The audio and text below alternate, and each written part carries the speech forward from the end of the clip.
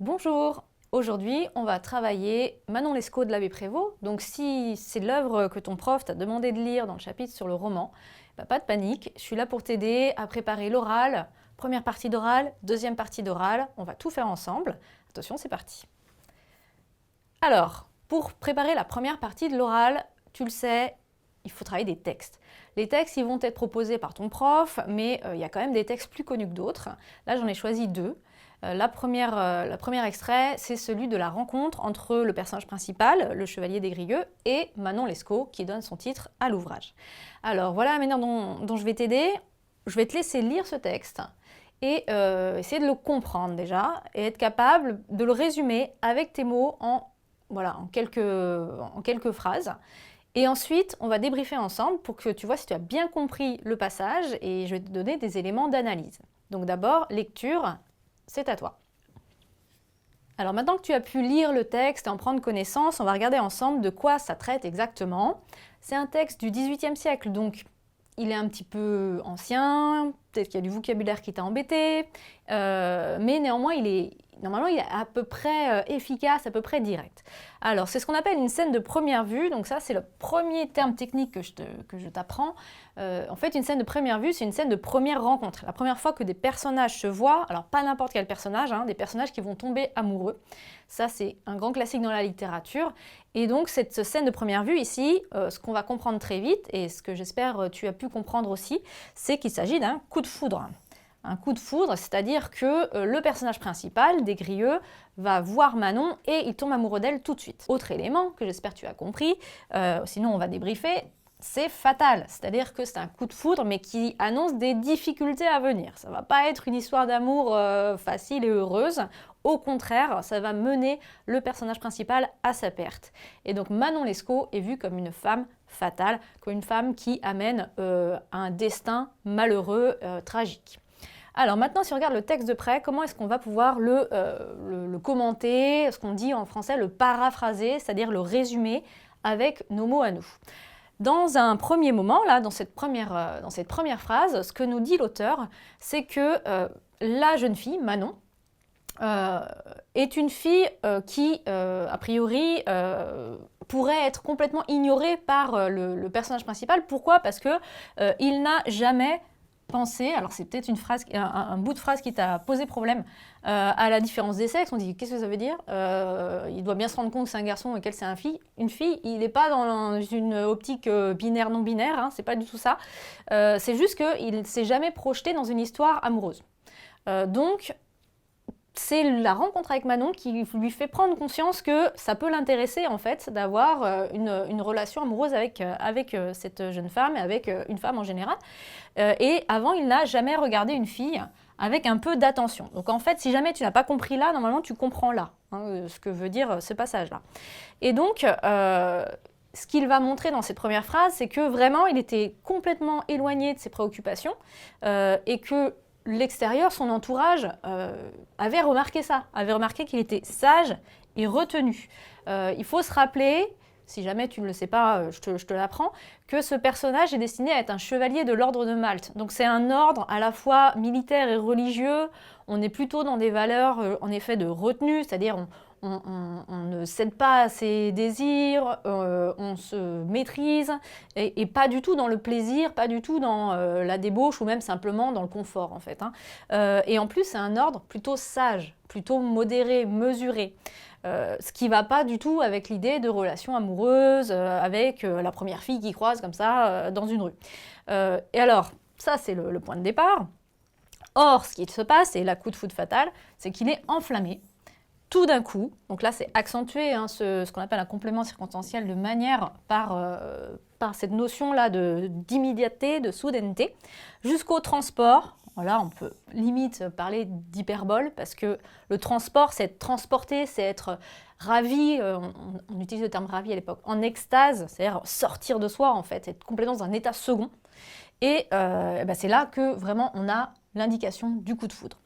Si on continue à débriefer ce texte, on va montrer encore une fois qu'il y a un portrait moral de ce personnage.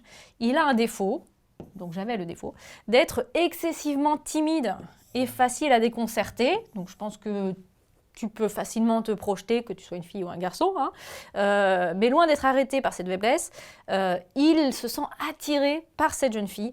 Il s'avance vers la maîtresse de son cœur. Alors lui, ça va très très vite. Hein. Ils viennent juste de se voir, ils ne se sont pas parlé, il la considère déjà comme la maîtresse de son cœur.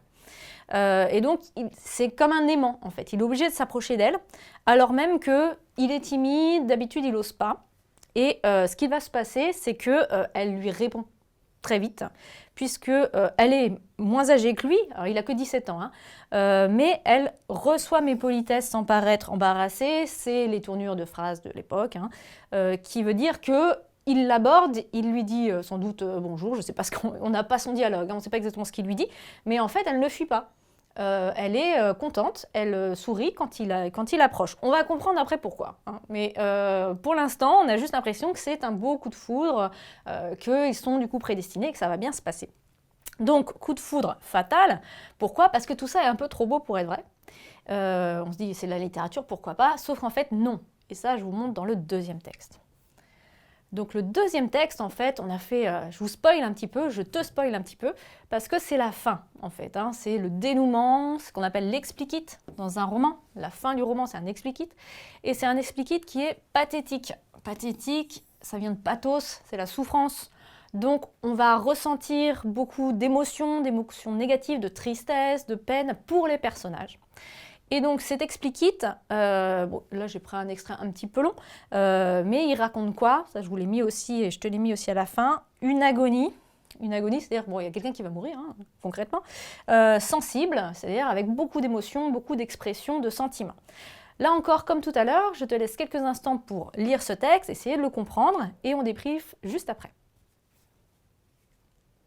Alors, j'espère que tu as pu lire ce texte et comprendre quelques petites choses. On va revenir ensemble là-dessus. Donc, c'est le dénouement, l'explicit. Dénouement, on dit ça plutôt pour le théâtre, mais on a le droit de le dire pour le roman aussi. Donc, explicit pathétique. On a les mêmes personnages, hein, même situation, lui et elle. Tout à l'heure, je t'ai donné la première rencontre. Là, c'est la dernière fois où ils sont ensemble. Puisque elle a les mains, c'est dit au début, froides et tremblantes. Qu'est-ce qui se passe? Elle est en train de mourir. Ils sont où? Qu'est-ce qui s'est passé entre-temps? En fait, on a vu le coup de foudre, tu as compris qu'il se passait quelque chose, bien sûr, hein, c'est pas une rencontre furtive, et ils vont avoir une liaison pendant pas mal d'années, des mois, puis ensuite des années, qui va assez mal se passer, parce que le chevalier va vouloir épouser Manon, mais son père ne veut pas, puisqu'elle n'est pas assez noble, elle a une mauvaise réputation. Donc ils vont vivre tous les deux sur l'argent du chevalier, ils vont être ruinés, elle va se prostituer, oui.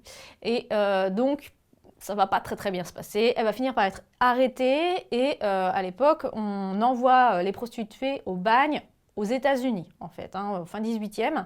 Il y a un certain nombre de convois, de bagnards et de prostituées qui sont envoyés à la Nouvelle-Orléans, en Louisiane, tous ces États qui appartiennent à la France en Amérique. Et donc le chevalier va suivre Manon en Amérique et en fait elle va mourir avec lui, enfin à côté de lui, lui il meurt pas, dans le désert, dans la plaine comme ça américaine. Donc c'est à la fois très romantique et en même temps très pathétique. Donc là, c'est ce qui est raconté. Dès le point du jour, on est à l'aube, hein, c'est le début de la journée. Elle est en train de mourir, il essaye de la réchauffer et on voit qu'elle est vraiment en train de décliner. Ce qui est un paradoxe, le jour se lève, mais elle décline d'une voix faible. Elle se croyait à sa dernière heure en tant que lecteur, tu auras bien compris quelle est sa dernière heure en fait. Hein. Et puis, il ne comprend pas. Je ne prie d'abord ce discours que pour un langage ordinaire, en fait, il ne saisit pas du tout l'importance du moment, il ne veut pas y croire, en fait. Hein. Et il répond normalement par les tendres consolations de l'amour, donc il essaie de la rassurer avec des mots doux, des mots tendres. Mais il y a ce mec hyper important, en fait, il va devoir prendre conscience qu'il se passe quelque chose, c'est super fréquent, son silence. Là, elle commence en fait vraiment à s'affaiblir, hein, et le serrement de ses mains fait qu'il comprend que c'est la fin de ses malheurs qui approche. Donc là, c'est un récit d'agonie, on n'est pas encore à la mort, c'est juste avant. Et donc voilà la manière dont tu peux résumer ce texte pour bien le comprendre et ensuite pouvoir bien l'analyser avec ta prof, à savoir qu'il y a beaucoup d'émotions ici qui se traduisent par le corps et qui marque la fin de l'histoire entre Des-Grieux et Manon. Donc ça, c'est pour la première partie. Je dis juste 2 mots pour la deuxième partie. Tu vas voir, c'est assez simple. Si jamais tu choisis ce livre pour la deuxième partie de ton oral, je te rappelle, il faudra que tu présentes les arguments, les raisons pour lesquelles tu as choisi ce texte. Donc là, il y a pas mal d'éléments en fait. Le pathétique, le fait qu'on ressente de l'émotion, qu'on s'identifie à Des-Grieux, le fait qu'ils vivent une belle histoire apparente et en fait qu'il y a la désillusion. Et puis une langue, comme tu le vois, c'est une langue qui est à la fois accessible mais élégante. Et donc ça peut faire partie des arguments à mettre en avant dans la deuxième partie de ton oral. Alors voilà pour 2 exemples de textes que tu peux étudier en première partie et qui peuvent te servir en deuxième partie. J'espère que cette vidéo t'aura servi à préparer ton oral et n'hésite pas, si tu as besoin aussi pour l'écrit, de regarder la vidéo de Manon Lescaut pour la préparation à l'écrit du bac.